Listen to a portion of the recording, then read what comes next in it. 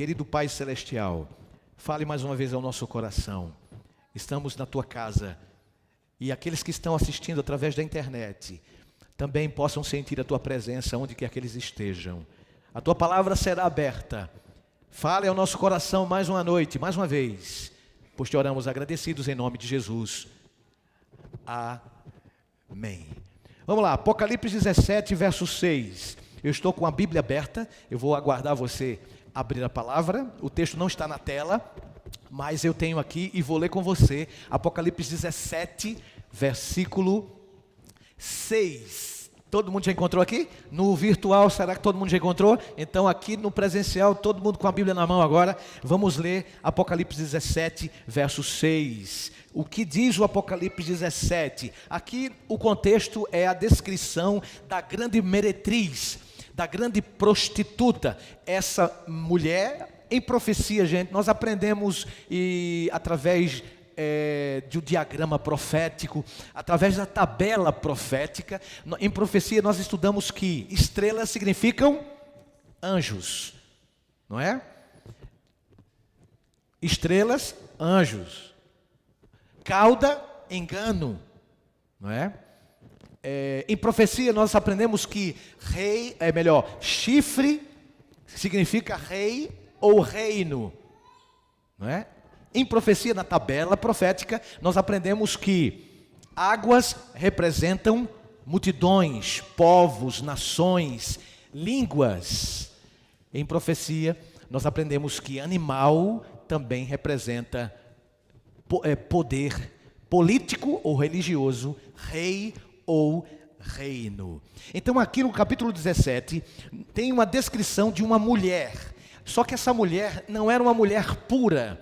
Apocalipse 17 fala de uma mulher paganizada, de uma mulher adulterada ou adúltera. Uma mulher representa, na tabela profética, quando a palavra mulher na profecia aparece nas escrituras, pode ter certeza, está falando de uma igreja, ok? Aqui está uma mulher, ou seja, já decifrando o mistério da profecia, já que mulher em profecia representa igreja, aqui está uma igreja paganizada, uma igreja que veio do paganismo, uma igreja adulterada, uma igreja contaminada. E essa mulher, ela tem dado, desde os tempos de sua descoberta, desde os dias em que ela se paganizou, ela tem dado suas doutrinas através de um cálice que essa mulher tem.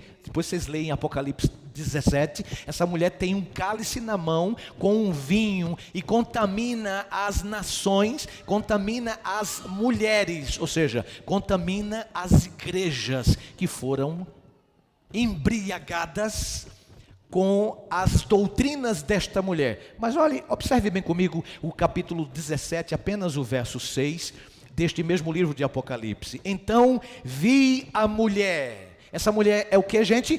A igreja paganizada, a igreja adúltera. Vi a mulher embriagada com o sangue dos santos e com o sangue das testemunhas de Jesus, e quando a vi, admirei-me com grande espanto. Aí está na tela para quem quiser esse texto. Eu fiz questão de ler em outra versão. Aí está na tela. Essa mulher, ela estava embriagada com o que, gente? Com o sangue dos santos, das testemunhas de Jesus. E a Bíblia diz que o profeta que escreveu isso aqui, revelado pelo anjo de Deus, Jesus mandou o anjo ao encontro de João na ilha de Patmos, onde ele escreveu o Apocalipse, e o anjo mandou para ele essa mensagem, e ele viu essa mulher com um cálice na mão, assentada sobre um animal e sobre muitas águas. Interessante que essa mulher, ela estava já contaminada com os dogmas, com as doutrinas falsas, com as doutrinas falsificadas que eu falei aqui no capítulo anterior desta série, o grande conflito, né? Por falar nisso, gente, um spoiler para vocês, já adiantando o processo. Temos 9 domingos, já hoje é o 4º domingo, então ainda temos 5 domingos para encerrar o resumo da série O Grande Conflito, tá? Domingo que vem nós vamos para o 5º capítulo de 9, certo?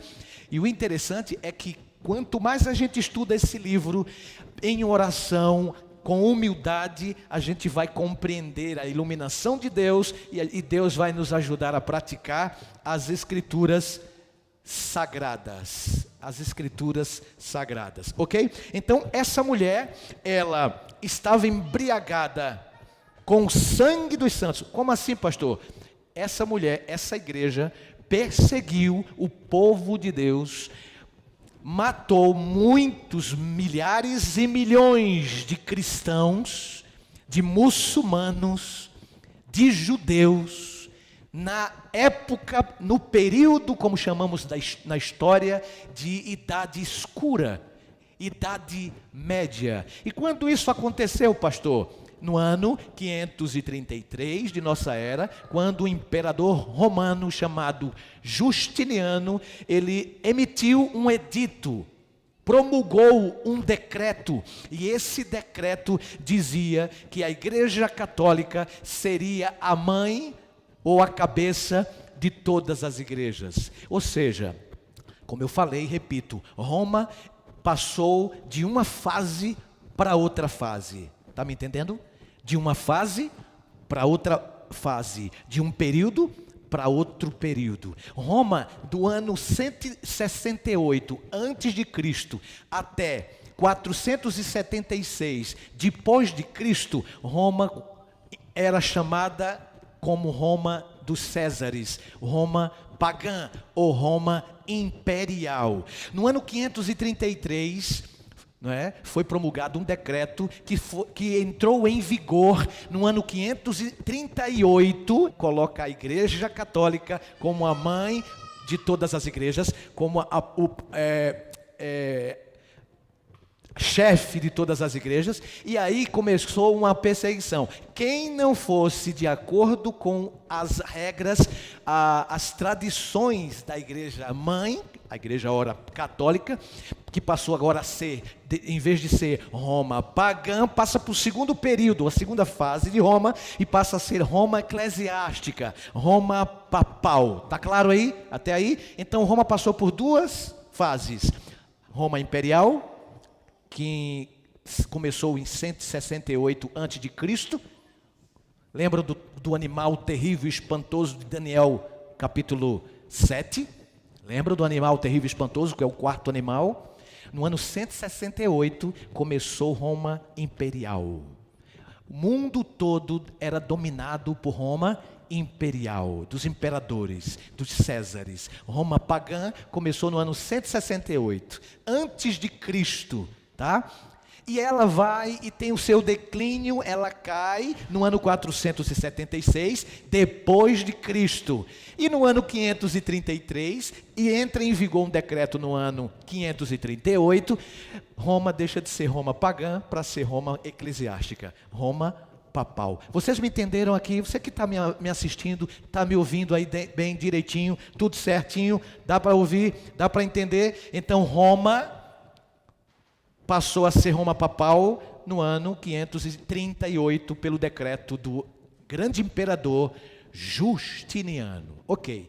O que esse decreto ditava? O decreto rezava para todas as igrejas se humilharem e serem submissas à igreja mãe, a igreja agora Roma de papas, de bispos, de padres. A partir daí, todos, se não quisessem obedecer os seus ditames, os seus mandamentos, as suas tradições, então isso lhe custaria. Quem desobedecesse a Roma papal lhe custaria torturas e até a própria morte. É brincadeira, pastor. Isso está escrito onde? Vai no Google, vai e consiga lá digitar a palavra Santa Inquisição. Já ouviu essa frase? E justamente foi uma das doutrinas que a Igreja Católica instituiu como santa. Porque de santa não tem nada, só o nome, né? Inquisição. A partir de 538. E esse período durou mais de 1000 anos, de acordo com a profecia. Lembram de tempo, tempos e metade de tempo, ou 42 meses proféticos, ou 1260 dias proféticos, 1260 dias proféticos, tempo, 2 tempos e metade de um tempo, ou 42 meses, são a cada dia, de acordo com a profecia, cada dia profecia equivale a um ano, e são 1260 anos literais. Durante esse período todo, já havia sido profetizado pelo profeta Daniel no capítulo 7, verso 25, que a ponta pequena de Daniel, eu falei isso no sermão anterior, no tema anterior, tá? Esse período de perseguição, que durou 1260 anos, compreende a ponta pequena de Daniel, capítulo 7, verso 25, e diz lá: proferirá palavras contra o Altíssimo, cuidaria em mudar os tempos e a lei, e Deus sustentaria os seus filhos durante um tempo, Daniel 7, 25, 2 tempos e metade de um tempo, 3 anos e meio, distribuídos em dias, 1260 dias, 42 meses, que aparece lá em Apocalipse, que os 42 meses distribuídos em dias dão o mesmo resultado, 1260 dias. Cada dia em profecia equivale a um ano.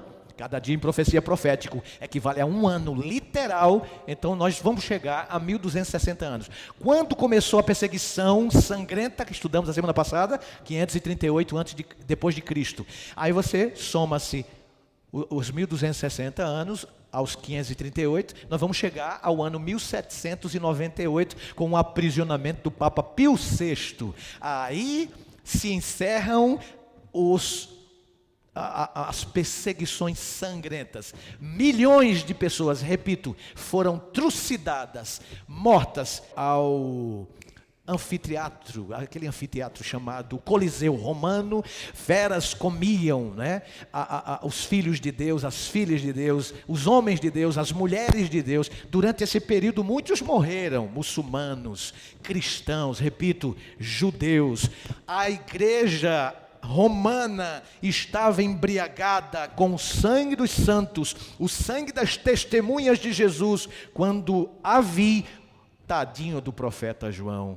Quando João viu isso, irmãos, ele disse que ficou muito admirado. Muito admirado. Então, houve um grupo de pessoas que não se entregou às tradições e aos costumes de Roma papal. Um grupo de pessoas na história chamado de os valdenses. Já ouviram falar nessa palavra? Os homens e mulheres de Deus, séculos antes de Martinho Lutero.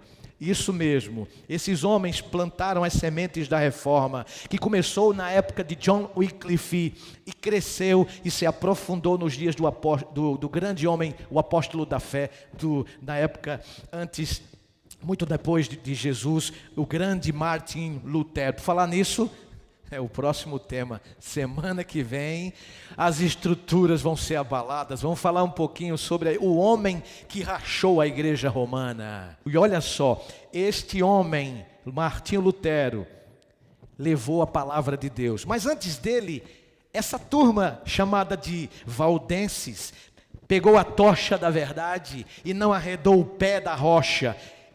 Essa turma levou adiante e foi até o fim dos tempos, e ele prossegue até os dias de hoje. O povo de Deus ainda continua a erguer a tocha da verdade. Os valdenses, que foi um povo perseguido por sua fidelidade a Deus, esse povo sofreu. E a história dele é o seguinte: a história dos valdenses revela a coragem de um povo que ousou desafiar os poderes constituídos que corromperam a fé cristã e obrigavam a pessoas de todas as nações a obedecer aos seus dogmas pela força bruta. E um dos principais motivos que levaram a igreja verdadeira de Deus a separar-se de Roma foi justamente o ódio da igreja romana em relação ao sábado da palavra de Deus, da Escritura. Ou seja, um dos principais motivos pelos quais levaram a igreja romana a sentir ódio dos valdenses foi justamente em relação à obediência ao quarto mandamento da lei de Deus. Os valdenses, eles guardavam o dia do Senhor, eles guardavam o sábado, e a igreja, por exemplo, dominante, a igreja de Roma, que dominava o mundo religioso de então, interessante que ela tinha tanto poder, não apenas sobre a igreja, sobre a religião, mas também sobre os políticos, os imperadores. A igreja romana tinha esse respeito, essa autoridade dos próprios imperadores que passaram por ela. Olha, e quem se atrevesse a ir de encontro às tradições e contra o Papa, não importava se fosse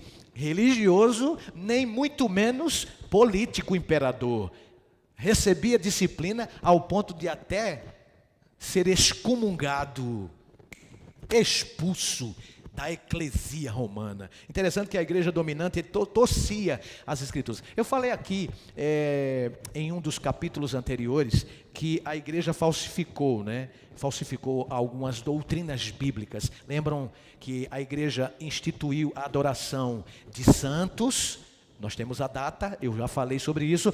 Instituiu também a adoração de figuras de imagens, e relíquias. Instituiu algumas doutrinas como, já falei, Santa Inquisição, indulgências e outras regras que não existem nas escrituras sagradas.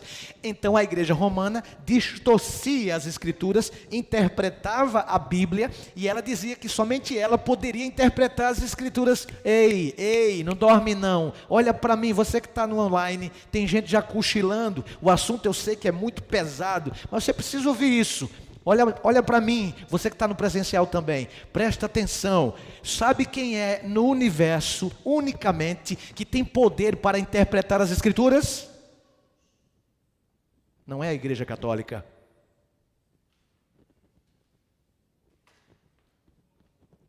Não é a igreja adventista do sétimo dia. Não é o Papa Francisco. Não é o pastor Emanuel. Unicamente no universo, quem tem poder para interpretar as escrituras foi quem escreveu, ou melhor, foi quem inspirou. Ela mesma é a sua própria intérprete. Lembram do conceito teológico reformista, ou melhor, reformador? Sola Scriptura, total Escritura, ou seja, somente as Escrituras e totalmente as Escrituras. Sola e tota, totalmente e somente as Escrituras. O Espírito Santo, irmão, aquele que é o único representante de Deus aqui na terra, que representa a humanidade também, que representa Deus aqui, o vigário de Jesus, o vigário do céu, representante oficial e legal, autorizado pela Trindade aqui na terra, se chama Espírito Santo. O Espírito Santo, ele é capaz de interpretar. Se alguém, quer seja religioso, quer seja político, tem a pretensão de interpretar as escrituras, esse alguém é um blasfemador. Jesus é que tem esse poder maravilhoso de interpretar as escrituras. Deus somente pode interpretar as escrituras, e o seu vigário, o Espírito Santo. Então, a igreja romana, ela torcia a Bíblia, interpretava de forma incorreta as escrituras e mutilava os seus ensinos, e ainda rotulava de hereges todos aqueles que obedeciam corretamente a palavra de Deus. É mole, gente. É mole. Será que esse poder ainda existe hoje? É claro, eu estou falando de Roma papal, isso mesmo, com todo respeito aos meus irmãos, mas os meus irmãos da denominação romana não tem nada a ver, repito, que já falei umas 10 vezes na semana passada, com as atrocidades, com os erros teológicos, com as falsificações, com os fake news de interpretação incorreta que fizeram das escrituras. Não, vão pagar caro. Em Apocalipse 22 diz que aquele que acrescentar algo da palavra inspirada, Deus acrescentará as 7 pragas que estão escritas no capítulo 16 desse livro chamado Apocalipse. Se alguém tirar, como alguém já tirou, a ponta pequena de Daniel tirou, a besta do Apocalipse que sai do mar do capítulo 13 tirou, e o homem do pecado de 2 Tessalonicenses capítulo 2 tirou, ou seja, a besta que sai do mar de Apocalipse 13, o homem do pecado, aquele que é contra a lei, de 2 Tessalonicenses capítulo 2, e a ponta pequena de Daniel capítulo 7 são a mesma instituição, o papado. Então, meus irmãos, eis algumas verdades impressionantes que a história não nos permite negar. E a história, ela corrobora, ou melhor, ela confirma as escrituras sagradas. Então, a história não pode negar que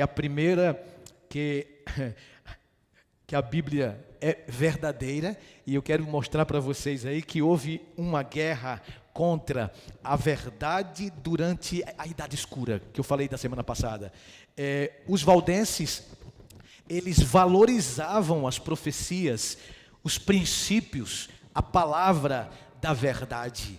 Os valdenses foram homens jovens, por exemplo, que eram submetidos a um treinamento rigoroso e eficaz. Os valdenses mostravam o verdadeiro caminho da salvação para as pessoas, não é? Eles invadiam o território do inimigo. Para você ter uma ideia, que os valdenses, eles invadiam de forma ousada e corajosa o território de Satanás para acender a tocha da verdade, a tocha que devemos continuar erguendo, ainda que percamos a própria vida. Roma decidiu exterminar os valdenses de forma cruel, foi uma crueldade. Então, pastor, a pergunta é, como Deus preservou, né? Porque pregar a verdade é uma ordem divina, pregar a verdade, porque Deus, Ele preservou o seu povo durante a Idade Escura, durante esses tempos e metade de tempo, durante os 42 meses proféticos, durante os 1260 dias proféticos, ou seja, desde 538 até 1798, exatos 1260 anos, minha igreja, Deus preservou a verdade dele. Deus preservou, e pregar a verdade é uma ordem divina.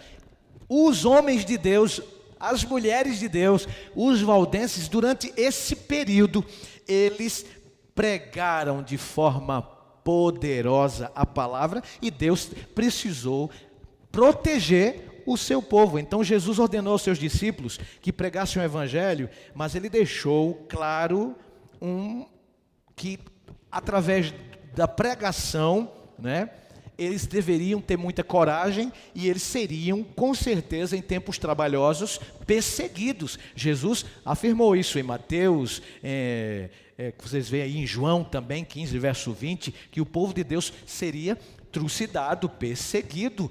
E os valdenses foram perseguidos durante esse período de 1260 anos. Essas perseguições começaram na era apostólica, né, desde o Cavalo Vermelho, e se estenderam em maior ou menor grau até o período dessa supremacia de 1260 anos, desdobrando-se por mais de 1260 anos. Então, na Grã-Bretanha, vamos fazer rapidinho, contar um pouquinho dessa história. O cristianismo na Grã-Bretanha é simples, criou algumas raízes logo cedo, sem as corrupções da apostasia papal. Você vê, em todos os tempos, em todas as eras, Deus teve o seu povo. O seu povo sempre esteve presente, mesmo sendo a maioria, e Deus preservou o seu povo durante esse período. Na Grã-Bretanha, por exemplo, começou cedo, né? A perseguição realizada por imperadores pagãos foi o único presente que as primeiras igrejas da Grã-Bretanha receberam de Roma.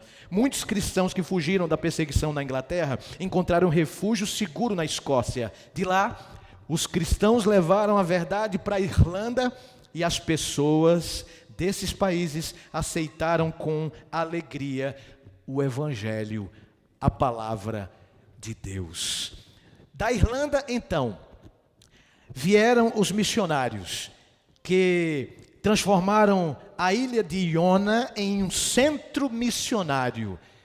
Que coisa linda, gente. Onde havia guardadores do mandamento do sábado. E de lá saíram aqueles que pregaram em diversos países,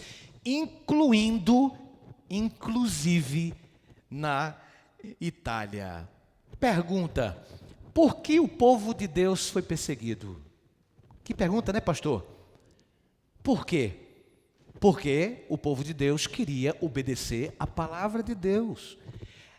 O povo de Deus foi de encontro às tradições papais, de encontro às regras das tradições humanas. Então o povo de Deus foi perseguido. E eu quero falar de umas verdades incontestáveis. Existe a guerra contra a verdade, até em nossa época. No 6º século, os líderes papais perseguiram os cristãos simples da Grã-Bretanha. Dentre os que resistiram ao poder papal durante esse período, esses homens e mulheres chamados de valdenses são os mais significativos. Então esse povo se escondeu em tudo que é lugar para pregar o Evangelho e, claro, para fugir da presença do dragão. Lembram que em Apocalipse, a mulher, a igreja verdadeira de Deus, ela foi perseguida pelo dragão, Apocalipse 12. Lembram que nessa perseguição, durante 1260 anos, Apocalipse 12, que vai até Apocalipse 13, quando a besta persegue também a igreja, a mulher. Esse período de perseguição, durante esse período, a Bíblia diz que o dragão jogou de sua boca, né, águas ou rios, né, que representam em profecia o quê? Nações, para destruir quem? A mulher. E justamente, aí o que é que Deus fez? Deus deu as 2 grandes asas à mulher. Eu nunca vi uma mulher literal com asa voando pelas principais ruas de Posse. Alguém aqui já viu essa mulher com asa voando por aí? Alguém já viu? Alguém já viu? Então não se trata aqui de mulher ser humano. Aqui se trata de mulher igreja. É claro que por trás da igreja há seres humanos. A igreja de Deus, o povo de Deus. É um símbolo. Então Deus, Ele ajudou a mulher durante essa perseguição das nações. O diabo lançou nações paganizadas. O diabo lançou, por exemplo, o povo do anticristo, para destruir a Bíblia, para queimar a Bíblia em praça pública, para que a Bíblia fosse extinta da face da terra. Porque se todo mundo, até o leigo, até o menos que não tem cultura, por exemplo, o humilde, se todo mundo tivesse acesso às palavras de Deus, à Escritura Sagrada, isso seria uma exprobação aos erros satânicos que a igreja romana insinuou e ensinou às pessoas. Então, quanto menos pessoas tiverem acesso à palavra de Deus, mais ignorantes elas serão quanto à verdade das Escrituras. Então, meus irmãos, os valdenses foram o povo de Deus e outros também, durante essa época escura da terra, a Idade Média, durante a Santa Inquisição, né? Realizada e conduzida pela igreja papal, por Roma papal. E eu quero dizer que o que é que Deus fez para ajudar essa mulher? Veio o rio do dragão, de Satanás, para derrubar essa mulher, mas não conseguiu. Sabe por quê? Porque a Bíblia diz que Deus usou a terra se abriu e engoliu a água que o dragão enviou para destruir a mulher. O que é essa terra? Essa terra, não é? Representa a América do Norte. Por que a América do Norte? Os cristãos que na Europa receberam refúgio, esses cristãos que estavam sendo perseguidos. Inclusive os valdenses pegavam a parte da palavra de Deus e grudavam e colavam sobre suas roupas humildes, simples, da palavra, para poder pregar às pessoas que entrassem em contato. Eles até estavam correndo o risco de morte, mas eles foram à frente, levaram a tocha, e a tocha iluminava a todas as pessoas que tivessem contato com essas testemunhas fiéis e verdadeiras da palavra de Deus. Esses homens e mulheres de Deus que durante esse período ficaram lá nos Alpes, lá na Espanha, lá na Itália, nas montanhas, no Piemonte, eles depois receberam refúgio na terra descoberta por Cristóvão Colombo. Lembram? Isso é história pura. Cristóvão Colombo descobre a América, e justamente esses refugiados foram para a América do Norte, que representa aqui a terra do Apocalipse 12, que abriu-se para ajudar a igreja.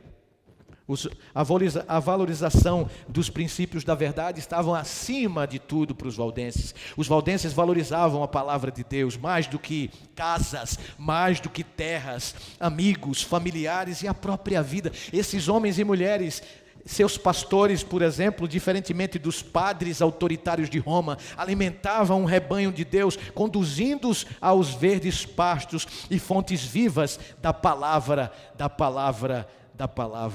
de Deus. Querida igreja, queridos irmãos, eu quero dizer para vocês que os pastores eram os professores dos jovens.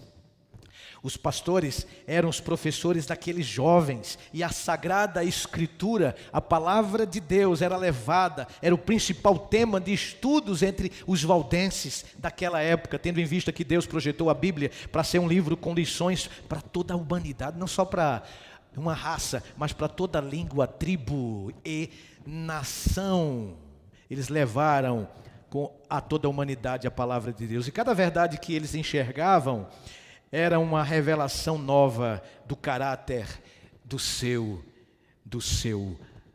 amor. Eu falei para vocês que esse treinamento dos jovens era muito rigoroso. Pois é, os ministros valdenses precisavam servir por 3 anos em algum campo missionário antes de assumir a igreja na própria terra. Uma introdução apropriada à vida pastoral em tempos tão difíceis. Eles sem calçados. Já pensou? Hoje a gente tem o privilégio de calçar bem, né? Os tênis, os sapatos. Eles descalços, irmãos. Que homens valorosos, que mulheres de Deus em tempos difíceis, com roupas rústicas, levavam a palavra de Deus costurada em suas roupas, como já repeti, já falei. As pessoas das cidades, mesmo sob o risco de prisão, mesmo sob o risco da própria vida, não é? Da própria morrer por causa da palavra, caso eles fossem apanhados, eles desejavam de fato, de verdade, mostrar o caminho da salvação àquelas que sofriam sob o peso do engano. Muita gente sofria o peso do engano. Muita gente estava sendo enganada pela igreja romana e precisava ser libertada dessas tradições. Muitos católicos sinceros naquela época eram leais a Deus, eles sofriam por confiar nas próprias obras, a sua mente refletia na própria condição pecaminosa, afligindo a alma e o corpo sem achar alívio. Milhares consumiram a vida em celas de convento. Vamos para a parte final. Eu quero dizer para vocês que por meio de jejuns e açoites, meu irmão, minha irmã, hoje a gente tem a palavra de Deus livre, a gente pode falar de forma clara, né? Claro, sem desconsiderar o nosso próximo, sem xingar quem quer que seja. Não precisa, a gente não precisa xingar as pessoas com a palavra. Nós vemos muitos cristãos aí, né, brigando, se degladiando, dizendo: minha igreja é a verdadeira, a sua vai para o inferno. Irmão, a gente não precisa. Mostre a verdade, que a mentira por si só vai se destruir, vai ser destruída. Então, por meio de açoites frequentes, vigílias da meia-noite, deitando-se em pedras frias e úmidas e fazendo longas peregrinações, Assombrados pelo medo da ira divina vingativa, muitos sofriam continuamente até que a natureza exausta expirava sem um raio de esperança. Essas pessoas desciam à sepultura. Meu irmão que está me ouvindo, me assistindo, e aqui que está no presencial, na Igreja da Posse, aqui na linda região serrana de Petrópolis, pelo amor de Deus, a verdade, ela liberta. Por si só, ela transforma. Naquela época, muitas pessoas jejuavam, faziam vigílias noite adentro, deitavam-se em cacos de vidro, cacos de telhas, pedras frias e úmidas, fazendo peregrinações, sabe para quê? Para obterem a salvação. Gente, a salvação só é obtida através dos méritos de Jesus Cristo. Ninguém será salvo por mutilar-se, por se cortar, por andar degraus acima de joelhos, por sobre pregos ou vidros. Ninguém vai ser salvo porque faz penitências, paga indulgências. A salvação é unicamente pela graça de Jesus, é um dom de Deus, não pertence a nós. E muitos naquela época desciam à sepultura, enganados pela igreja mãe, que eles chamavam de igreja primeira primitiva, que de primitiva só tinha um nome, que de primeira só tinha um nome, que de apostólica só tinha um nome, que de romana tinha todos os traços do paganismo, que foi de 168 a.C. a 476. E durante esse período de perseguição romana, por tudo isso, havia sempre fiéis levantando a tocha. Por tudo isso, eles precisavam invadir o território do inimigo. Eles quem, pastor? Os homens e mulheres valdenses. Eles eram dedicados à leitura e meditação da Bíblia. O seu interesse era levar a mensagem de Mateus 11:28, que diz assim, venham a mim, todos que estão cansados e sobrecarregados, eu lhes darei descanso. A igreja oferecia fardo pesado.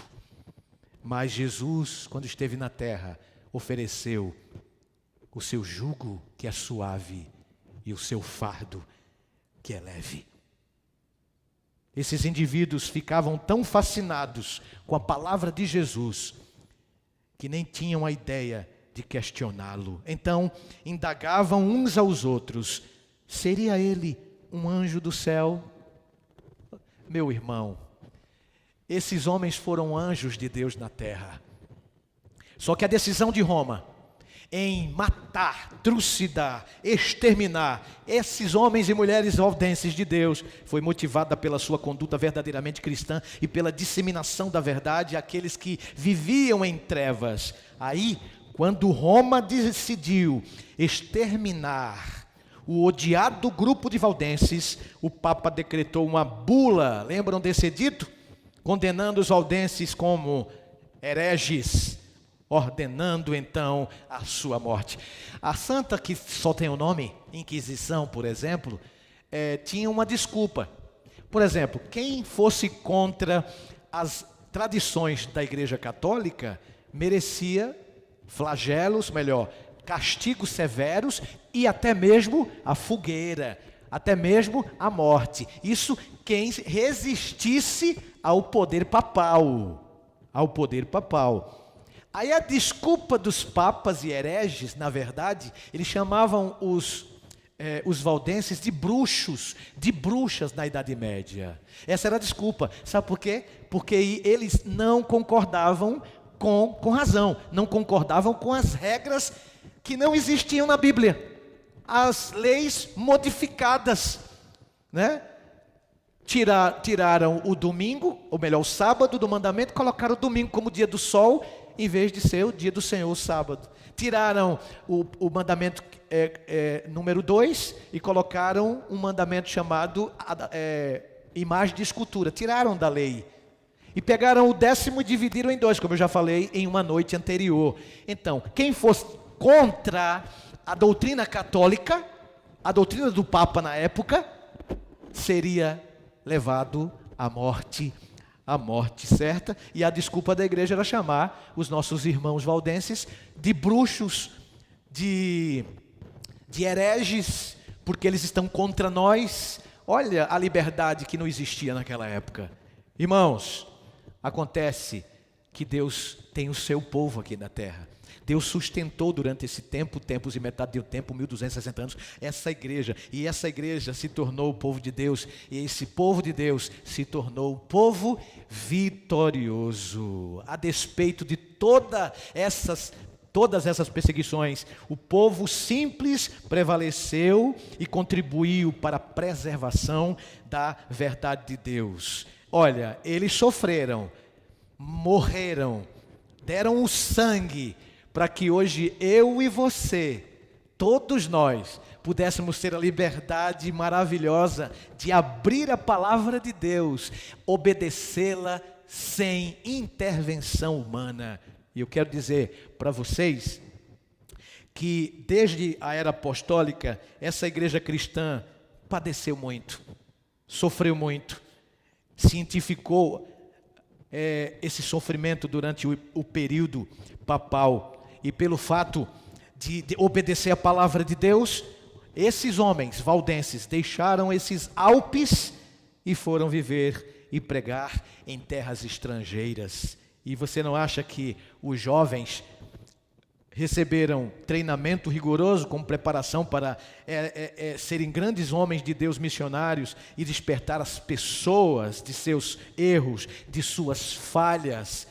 Por essa razão, eles foram perseguidos, porque guardaram o sábado do Senhor, porque se mantiveram firmes na palavra de Deus e prevaleceram. Repito mais uma vez a palavra, não esqueçam dessa palavra: acenderam a tocha da verdade em muitos corações.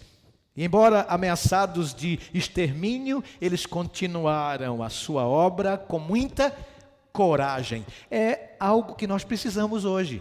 Claro, sem desrespeitar religiões, sem desrespeitar quem quer que seja. O Filho de Deus, que é a imagem e semelhança dele, deve o nosso respeito. Mas a gente tem que falar a verdade no Espírito do Senhor, com coragem. E eles continuaram a sua obra. E as sementes que plantaram estão dando frutos, irmãos, até hoje, até o final. A semente está germinando. Termino com essa história. Por essa razão, na Boêmia, um homem se destacou pela humildade e erudição. O nome dele, Johann Hus, considerado herege por Roma e condenado à morte. O seu único crime, sabe qual foi o crime dele? O único que ele cometeu foi ensinar a verdade. Levanto mais uma vez essa palavra. Ele ergueu a tocha da verdade, conforme anunciada pelas Escrituras Sagradas. Quando as chamas da fogueira começaram a arder ao seu redor, ele ergueu a voz e começou a cantar. Já viu alguém cantar enquanto seu corpo está sendo consumido pelo fogo? Muito bem. João Hus foi levado à fogueira. Você sabe por que ele morreu? Porque ele levou a tocha da verdade às pessoas.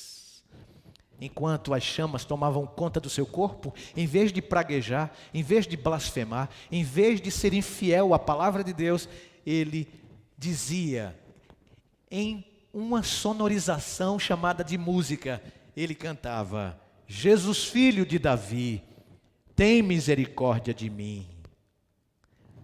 Um dia, um católico muito zeloso comentou o que João Hus e Jerônimo, que também foi lá na frente jogado na fogueira, executado um tempo depois, se prepararam para a fogueira como alguém que se arruma para uma festa de casamento. Alguém disse isso.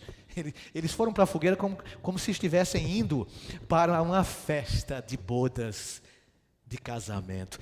Não, irmãos, eles não gritaram reclamando da dor. Nem seus louvores foram detidos pelas chamas. Eles cantavam com o coração cheio de esperança da vitória em Jesus Cristo. Eu apelo essa noite para você que está me assistindo no YouTube, no Facebook e no Instagram, e você que está aqui no presencial, minha querida igreja de Posse.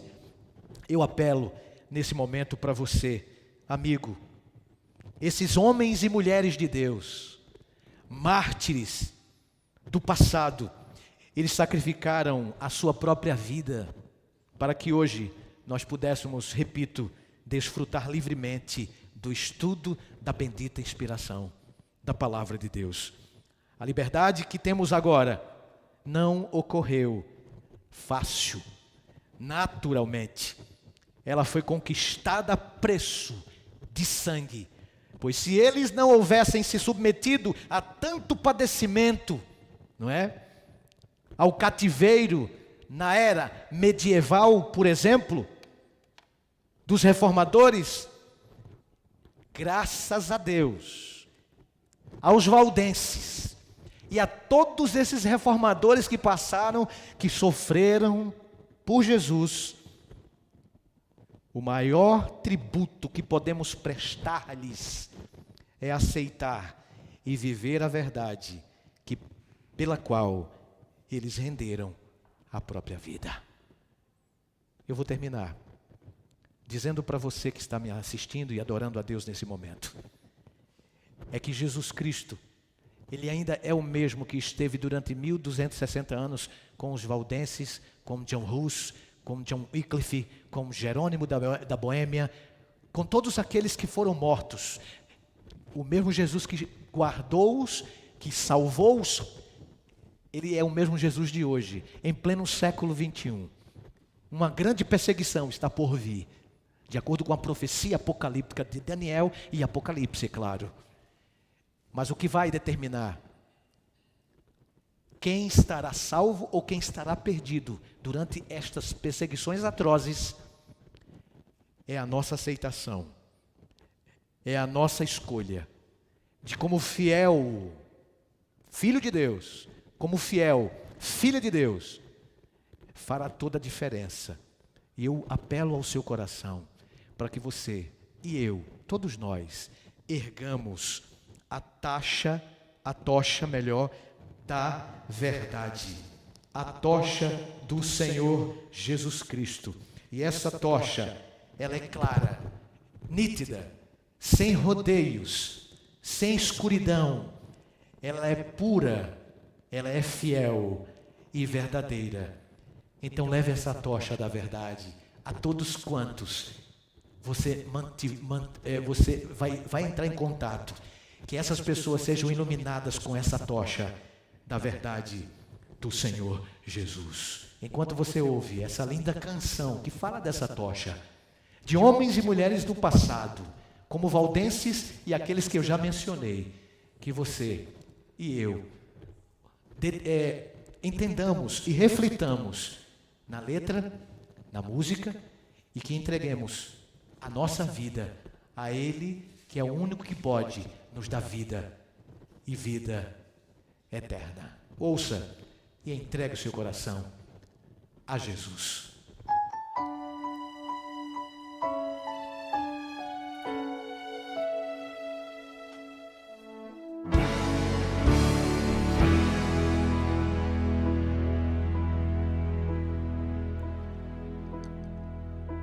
Nós somos peregrinos em jornada. À nossa frente muitos outros vão, unindo-se aos fortes, encorajando os fracos. Suas vidas são exemplos vivos de Deus e seu amor. Milhares que nos cercam, observando estão. Sigamos a jornada com vigor, pois aqueles que passaram, seu exemplo nos deixaram, e a tocha da verdade está agora em nossas mãos.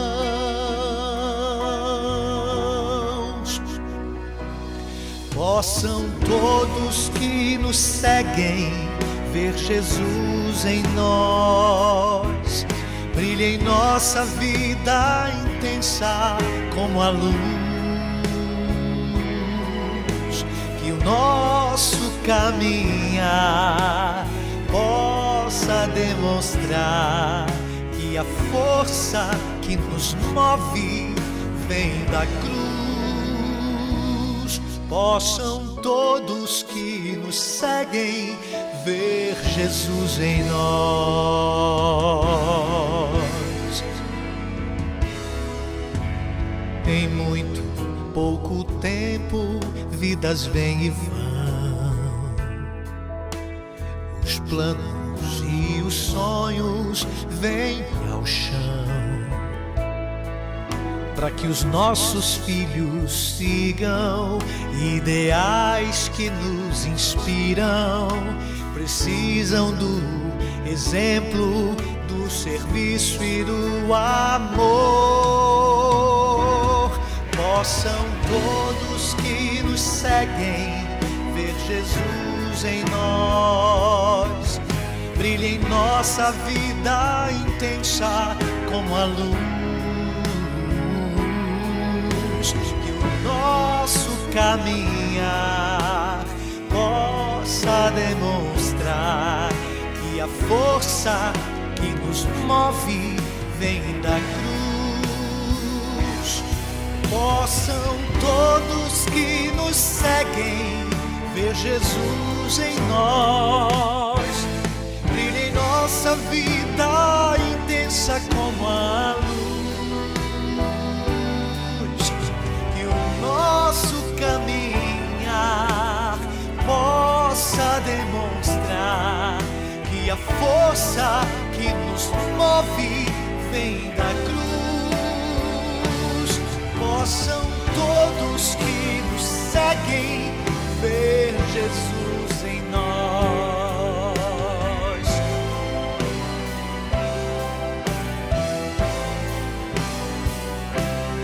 Possam todos que nos seguem ver Jesus em nós.